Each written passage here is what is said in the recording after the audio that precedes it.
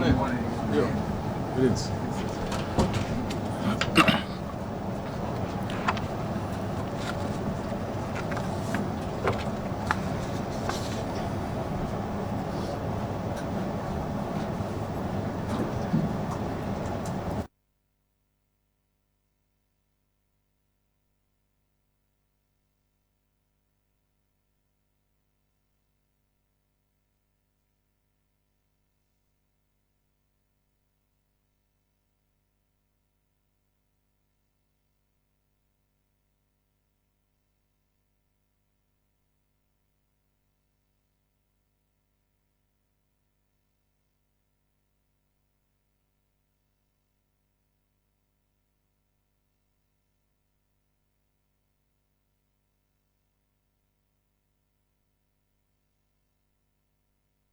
Radio stations, good morning. Please stand by for the press briefing in 30 seconds.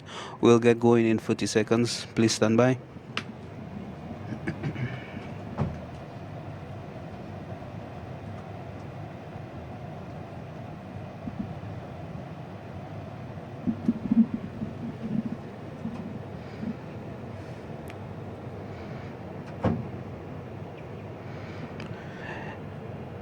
In 10 seconds, radio stations, please stand by in 10 seconds.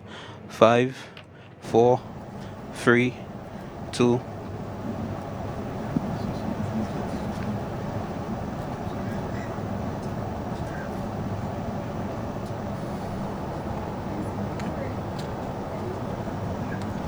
Morning. Morning, everybody. Let me, first of all, greet the citizens and residents of Dominica, and also our Dominicans living overseas, the media present, and the continued presence of our aid workers here, the various international regional organizations. I will address this morning two issues. One, on the contract awarded to a Barbadian firm to build 1,000 homes in Dominica, and two, on the letter from Honorable Joshua Francis, the Member of Parliament for Roseau South. In respect to the award of the housing contract to a Barbadian firm, there have been some criticisms, and the principal claims made as it relates to the actual contract that the government of Dominica has entered into were as follows. One, the contract awarded is for the importation of 1,000 prefabricated homes. Two, the contract awarded deprives Dominicans of a significant opportunity for employment. Three, the contract awarded deprives Dominicans of a significant opportunity to receive training in key areas across the construction sector, which is important for the growth of the sector and the development of young people and to our resilience to future natural disasters. Four, the contract awarded deprives Dominicans the ability to supply the raw materials such as sand and stone used in the manufacture of homes, as well as other materials and supplies used in the construction of homes. Five, the Physical Planning Division has not approved the construction of the 1,000 homes. Six, no information as to the ability of the proposed homes to withstand hurricanes and other natural disasters. The government's response is as follows. One, the contract is for the initial importation of 20 homes and not 1,000 homes. These homes will be in Dominica very shortly, and from start to finish will have taken just 2 months to construct, install, and complete. The homes are not prefabricated homes. They are precast, pre-stressed concrete homes built specifically to meet the seismic and wind requirements of our region and will offer a safe and attractive home to Dominicans. with future benefits which will be outlined at the appropriate time, but that have been critiqued and gone over with the Ministry of Housing and the technical personnel. 2, upon the arrival of these homes in Dominica, there will be an immediate benefit to the economy through port fees, hauler fees, crane and equipment rentals, and persons working on the various aspects of the construction.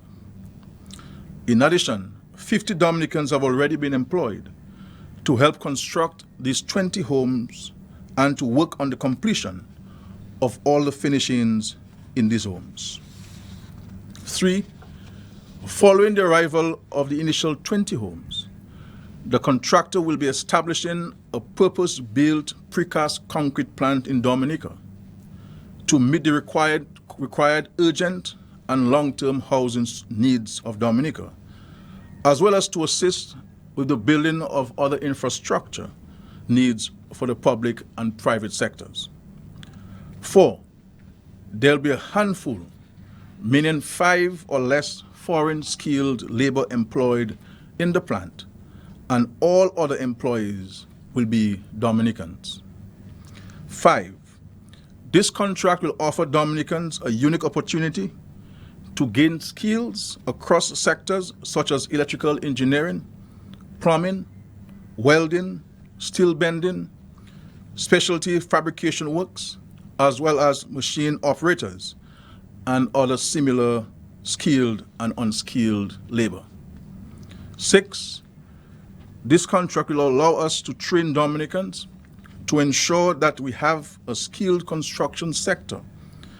And if we must face another hurricane or natural disaster, we can do so knowing we have a labor force which can help us to rebuild once more.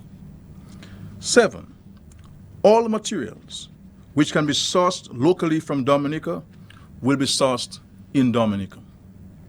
This has been a key condition of the contract from the start, and all parties are committed to ensuring this goal. To this end, all aggregates, sand, and the stone that we produce here in Dominica, and which is some of the best in the world, will be used in the construction of these homes, which will be constructed here in Dominica. 8, the homes that will be constructed in the plant here in Dominica will be built according to a master plan, which will take into account the locations where the homes are needed, the infrastructure that these homes will need, and in accordance with the highest seismic and wind safety requirements for the region, so that we are able to create sustainable housing communities which are thoughtfully designed and planned to meet the needs of those communities. 9, in total, 1,000 homes will be built in order to meet the urgent needs of Dominicans. But these homes will be built in Dominica by Dominicans using Dominican raw materials and supplies. In the process of building these homes in Dominica, we will be training a workforce and providing our young people not just with employment opportunities, but the skills needed to ensure we continue to recover from Hurricane Maria. And that should we face another hurricane, we have the collective skills and resources to rise once more.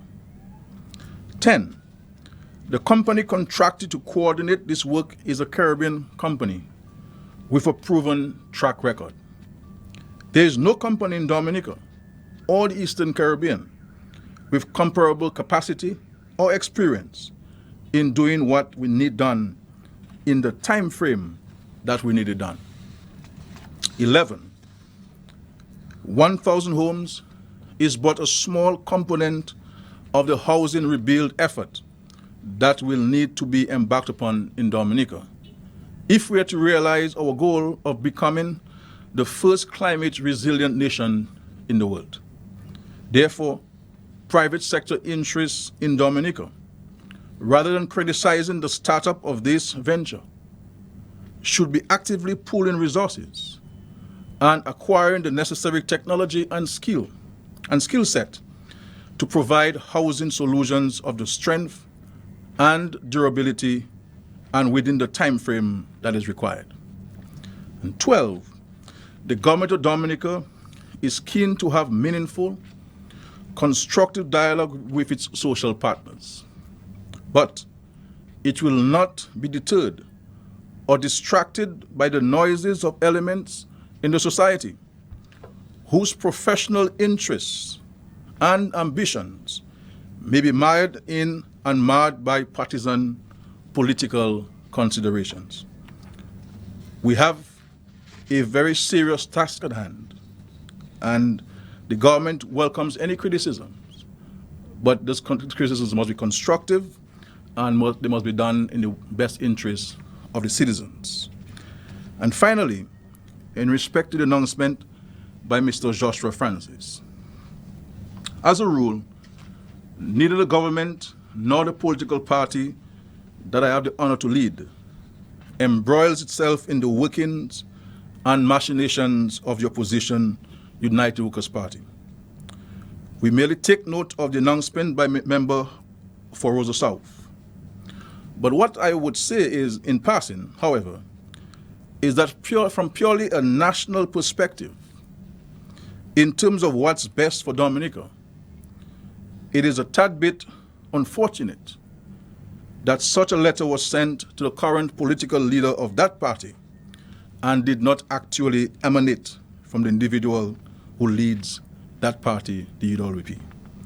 That, we believe, would have been a good thing for all of Dominica. Thank you. Questions, please.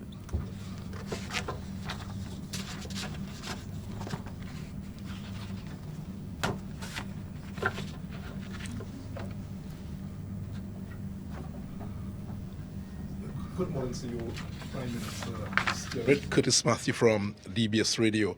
On the Joshua Francis matter, what would be a recommendation from you, sir, in light of the fact that he has decided to resign following the next general elections? What would be a recommendation coming from you at this time? I said I have no recommendation. We in the party, the Labour Party, the government, we don't get involved in the workings of the opposition party. Our position is that it would have been in the best interest of the country had this letter come from the leader of the party rather than Mr. Francis. From what I have been told, from what I know, is that the letter was sent to the president of the party. Is there something wrong with the letter going to the president? No. Our position is that it would have been in the best interest of the country had it been Mr. Linton, the one saying that he's bowing out of politics. The country would be better served that way.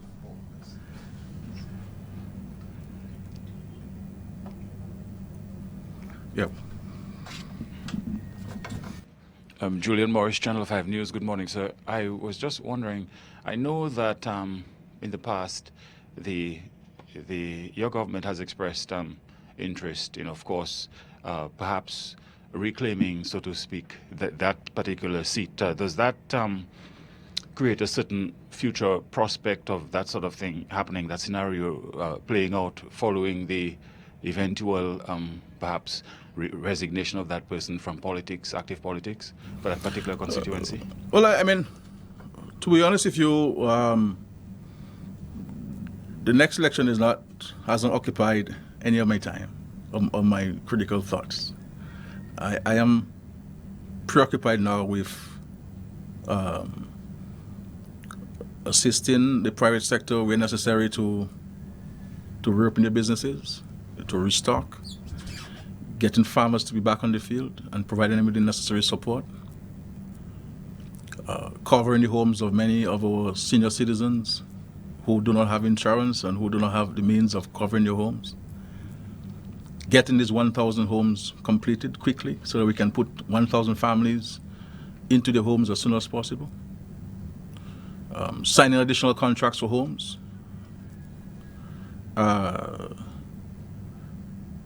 assisting the public servants with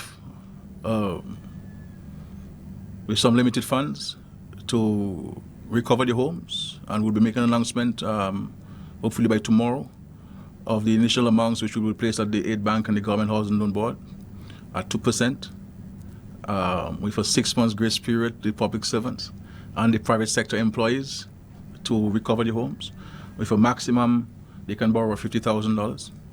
These are things that preoccupy my mind,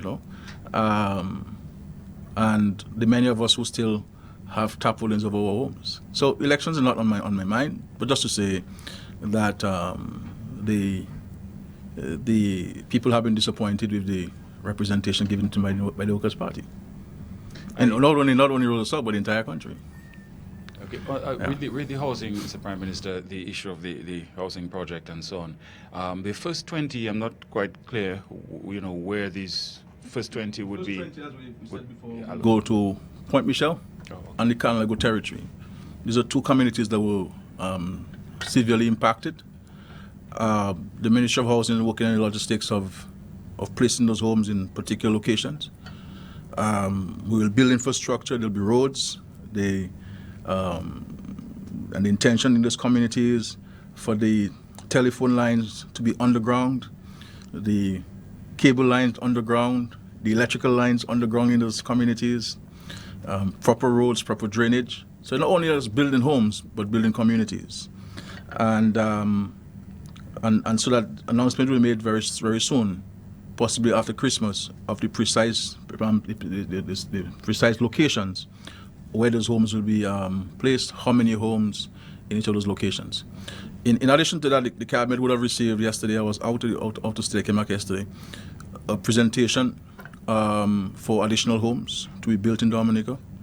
In the Pong area, as we have pointed out, we'll be acquiring all of the lands in Pong and clearing the entire site, and to build what we term the city center. In that, we're hoping to finalize this very soon, to build, a large number of homes. We're talking about at least 120 homes, 2, 3, and 4 bedrooms, with appropriate accommodation for shops.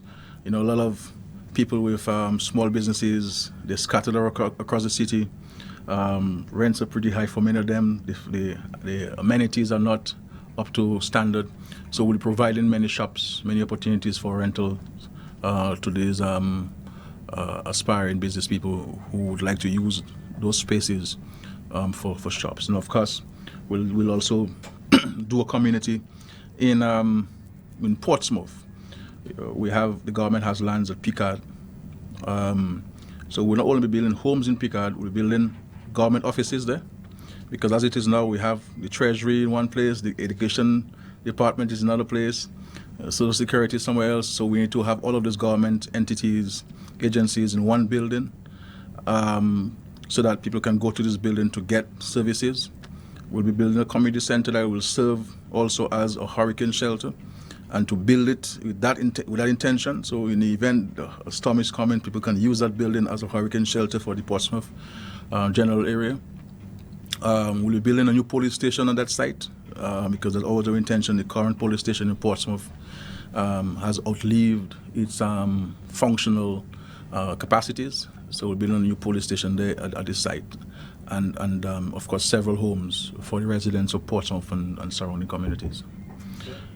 A timeline, Mr. Prime Minister, for the balance. I know there's the first 20 you mentioned, 10 in the 10. But after Christmas, we'll issue that to you, the public, on the timelines. The ministry is working on that. The timelines on how these 1,000 homes will be rolled out and so forth. But it's something that we're giving tremendous attention, because, as you know, all of us know very well, for us, housing is a priority. And for the citizens of Dominica, housing is a major priority. I meet people every day. People communicate with me by WhatsApp every day on the housing situation, and it is a serious case. And the fact is, you can't even find a place to rent if you want to. So the hurricane has complicated a lot of people's situations. And of course, the government will do what it can do. In terms of additional homes, we are discussing the World Bank because some of the monies you get pledged, there are certain restrictions or limitations on how these monies should be used and for what purposes and so forth. So the World Bank is one of the entities that there is opportunity for us to use some of the monies from the World Bank to build homes. And we're discussing this with the World Bank. They've been very helpful. There's been a proposal prepared with the possibility of using some of the World Bank funds to build homes. Of course, as you know, the UNDP with the Chinese government has given about $3 million US, and the additional governments who are making pledges to the UNDP in that regard, and they will be fixing or putting new roofs over many homes in the country with this $3 million US, and they've procured the materials, and we're hoping that we can start very soon, to be immediately after the Christmas for that. Yes, I'll make two parts on the mic to my colleagues, but just to ask you, as far as the pound area is concerned, it's going to be a major project. I was concerned a little bit about displacement. Where would these people go during the project? What we may have to do, and we will certainly do, is to build some absolutely temporary housing for these residents. Okay, so that will be factored into the whole proposal. Yeah. The intention really from the government is not to create further displacements for anybody. We are approaching this with a great sense of humanity. Because people are really challenged insofar as accommodation is concerned. So. Mr. Prime Minister, talking about housing, the facilities of the All Saints University and Ross University at Portsmouth, their facilities were compromised. Yeah. Can you bring us up to date on where that situation is at the moment? In respect to Ross University, as you know, we appointed a committee to oversee the Ross situation and to work with Ross University in its recommencement of classes. Our hope is that we can get Ross to be back in May of next year, 2018. And we're also helping the property owners, the Dominican citizens who own properties in Picard, to rebuild. This is why we have extended the loan facility at the Aid Bank to the property owners, so that they could have their apartments fixed. They will be able to buy some new beds, those who need beds and appliances and so forth, so they can get that going in quick order. The majority of, we believe, based on our findings, about 80% of the rooms which Ross needs for student accommodation is available now. There are some property owners who were not impacted. Those who were impacted moved very quickly to have the apartments fixed. And so that is there. Ross has water. Ross has electricity. The telecommunication services are in place. They can get internet. And we're working to extend with their coverage enough so that going towards the other communities in Portsmouth in enough that we have sufficient coverage in this. So that's being done, and we're in constantly contact with Ross University in this regard. It's our understanding from sources that the majority of students would like to return to Dominica. Dominica is the best place to study, and we've had tremendous successes or Ross has had tremendous successes in Dominica. So Dominica is one of the best places to study. And even in my travels to the United States after the hurricane, where there have been Dominican gatherings, parents of students have made their way to these events to meet with me and to indicate that, look, once Ross is prepared to come back to Dominica, they will agree to send their students back to Dominica, their children back to Dominica, because the grades have always been good in Dominica. And so in respect to Ross, we're hoping that we can move in March. I'm meeting with the president of All Saints today find out from All Saints where we are in respect to their recommencement. Obviously, one of the challenges All Saints will have is one of accommodation, because they were renting from a number of private citizens across the city, from Castle Comfort, from Wallhouse, all the way to Canefield maybe. So those of us who would have apartments available may need to bring this to the attention of All Saints, because they have said to me, once they can get accommodation address, they can come back immediately. So for them, accommodation is a huge challenge. We're going to be speaking to them today about the new site. As you know, the government gave them a new site in Warner on a 25-year lease agreement. So we're hoping that they could advance the commencement of the construction while we address the temporary challenge which they're having. But if we can address the housing issue confronting All Saints in the city and surrounding areas, then the president of All Saints is saying to me that they can get back into Dominica quickly. Yeah.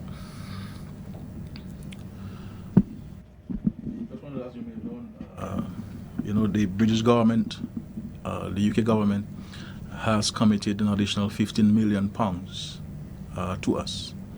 That's in addition to the 10 they made prior to the visit of the Prince, His Royal Highness, the Prince of Wales. So the British government, I met with Prime Minister Theresa May in Paris at the climate summit, and she indicated to me, of course, there have been subsequent public announcements by the UK government that additional £15 million are made available to the government of Dominica by way of grants. So that will be 10 plus 15, 25 plus the £25 that was committed after Erica. All will go towards the road to Pishlem, Bakatel. The first £10 million that were given to us, committed to us by the British government, we asked them that £10 million go straight to water and building more resilient water systems. And we'll be discussing them very soon, the allocation of this £15 million. So we'll suggest to them some ideas and to see how we can come up with a final understanding on this. Let me just ask a bonus question, sir, as you prepare to move. It has to do with the blacklisting, the EU blacklisting of the CARICOM countries.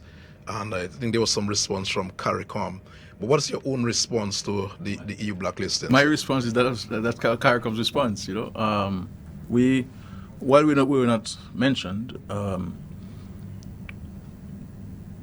we always maintain it's unfortunate that these institutions, these countries, take these decisions about the well-being and welfare of our countries.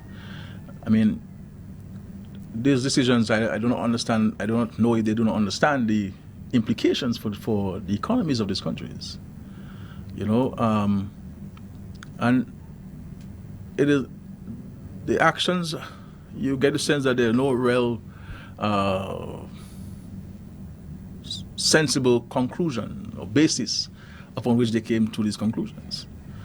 And it's unfortunate. I was in Morocco. It's gone past few days meeting with the Prime Minister of Morocco, and he was raising the same issue with me that they've been blacklisted, and asking on what basis.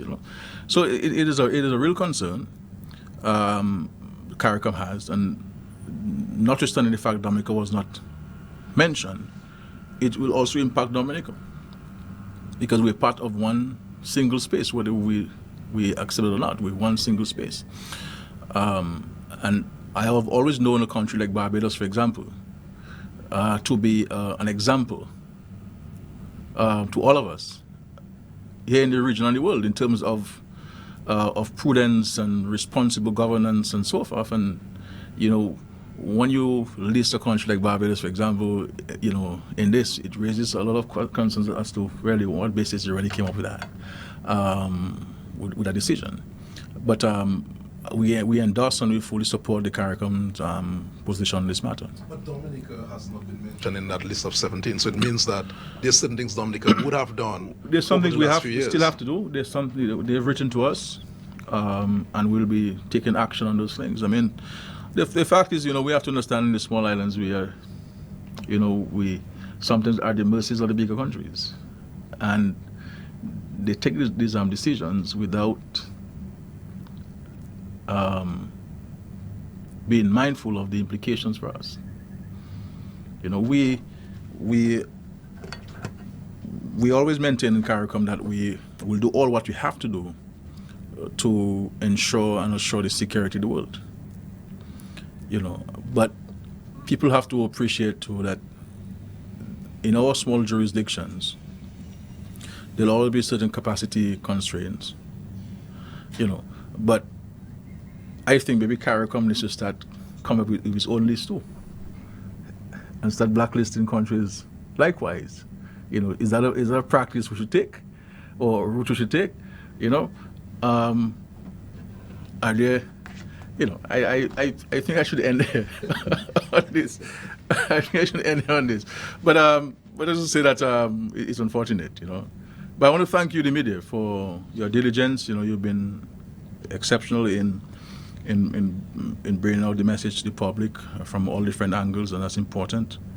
But there are lots of things that will happen within the government system, for regional international partners in trying to bring greater relief to our country and the rebuilding efforts.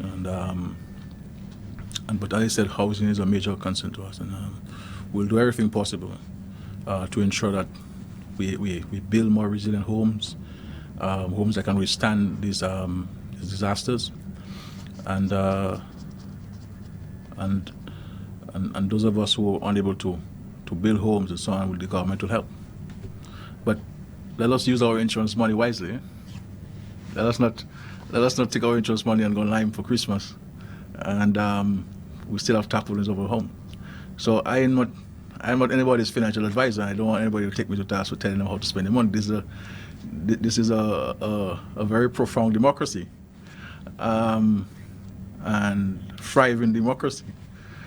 But what you're spending, and if you can do without something, then you should do without it, and set your priorities right, because this hurricane has hit everybody in a very difficult way, So, but rest assured, the government will do all what we can.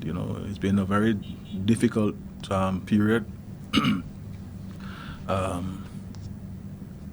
Traveling across the world and sensitizing the world about our situation, and seeking to raise the funds required.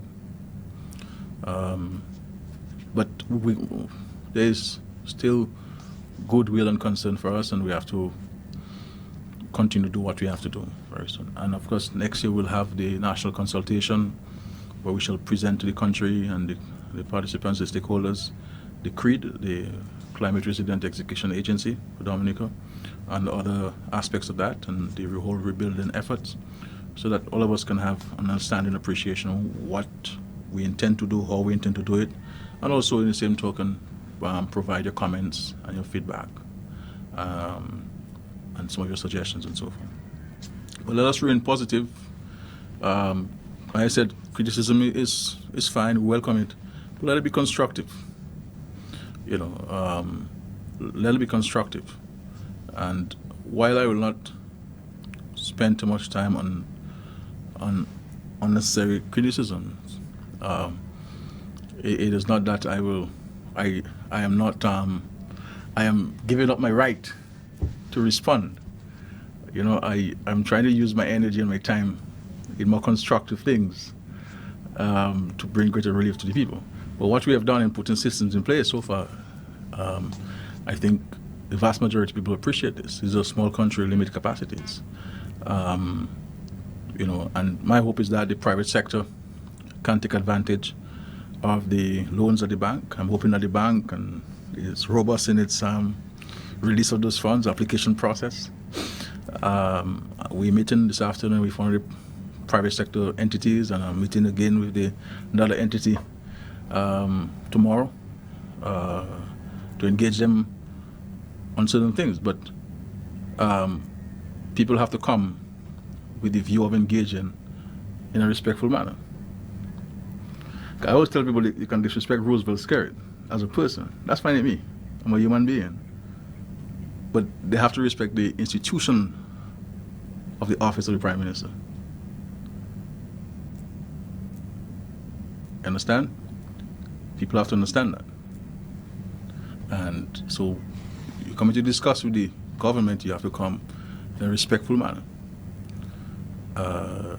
Otherwise, there will not be any engagement. Very serious about this, because the level of ill discipline in this world today is just unacceptable. Everybody believes that they can disrespect people, we all have to respect people, whether the person is a vagrant or the person is the president of the country. They must be given according to the same respect. And that's what I try to do. That's why anybody can come to my office and speak to me, whether you're barefoot or you're coming for a three-piece suit. But thank you very much, and let us remain positive, my country. Let us. It's Christmas time. It's a time of not receiving but giving. So, I know many of us cannot buy turkeys and ham because we don't have a fridge to put it in to keep it chilled and so on. But they sell the ham in the tin. I think Goya has a ham in the tin. It's very nice, I don't eat pork, but it's a very nice ham. It's a time to give and not to receive. So go out there, buy a little toy for a little child next door. Who don't mind receiving a toy.